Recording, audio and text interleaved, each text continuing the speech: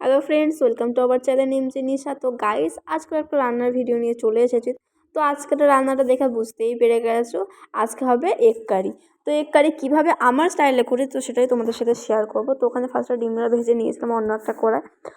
তো আলু সিদ্ধ করে নিচে সমস্ত জোগাড়ও হয়ে গেছে। তো এখানে কড়াইতে খানিকটা তেল নিয়ে তাতে দিয়েছি ফোড়নে গোটা গরম মশলা, দুটো শুকনো লঙ্কা, তেজপাতা, জিরে ফোড়ন।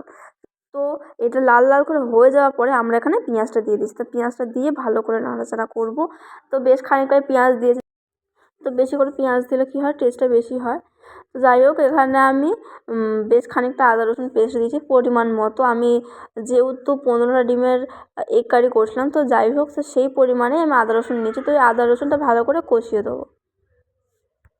তো এখানে আদা রসুন কষানো হয়ে গেছে। তো এবারে দিয়ে দেবো বেশ খানিকটা টমেটো। তো আমি টমেটোটা সব তরকারিতে বেশি দেওয়ার চেষ্টা করি, কারণ টেস্টটা বেশি হয়। তো এখানে আমি একটু লবণ দিয়ে দিয়েছি যাতে টমেটোগুলো গলে যায়। তো এবার হাফ ধনেপাতার যেই ডাঁটাগুলো হয় ওইটা দিয়েছি। তো আমি শুনেছি এই ডাঁটাগুলোর নাকি বেশি সেন্ট হয়, তো ওই জন্য আমি কষানোটা দিয়ে দিয়েছি।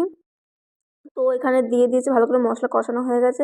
তো এখানে দিয়ে দিয়েছি হলুদ গুঁড়ো, ওখানে দিয়ে দিয়েছি লঙ্কা গুঁড়ো, তারপর দিয়েছি জিরে গুঁড়ো, তারপর দিয়েছি ধনে গুঁড়ো। তো সবার শেষে দিয়েছিলাম মিট মশলা। তো আপনারা তাহলে দিতেও পারেন বা স্কিপ করতে পারেন। তো আমার মিট মশলা ফ্লেভারটা ভালো লাগে বলে মিট মশলা দিয়েছি। তো এখানে ভালো করে কষিয়ে নিয়েছি। কষানোর পর এখানে আলুগুলো দিয়ে দিলাম। তো এখানে আলুগুলো দিয়ে ভালো করে কষিয়ে নেবো। যেহেতু আলু সিদ্ধ আছে তো এখানে জল দিয়ে আর কষালাম না। তো এরপরে আলুগুলো ভালো করে কষানো হয়ে গেলে এখানে দিয়ে দেবো ডিম।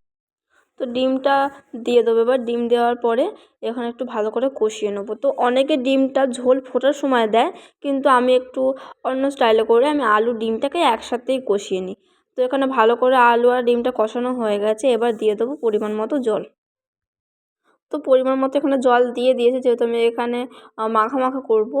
তো বেশি জল দিইনি, আলুও সিদ্ধ আছে। তো তো আমার প্রায় রান্না কমপ্লিটের দিকে। তো এখানে আমি লাস্টে দিয়ে দিলাম ধনেপাতা কুচি, তারপরে দেবো গরম মশলা গুঁড়ো দিয়ে, তারপরে ভালো করে ফুটিয়ে নেওয়ার পরে আমাদের রান্না কমপ্লিট। তো ভিডিওটা কেমন লাগলো অবশ্যই কমেন্ট করে জানাবেন। ভালো লাগলে like, comment, share and subscribe করে দেবেন। দেখা হচ্ছে পরের ভিডিওতে। ততক্ষণের জন্য টাটা।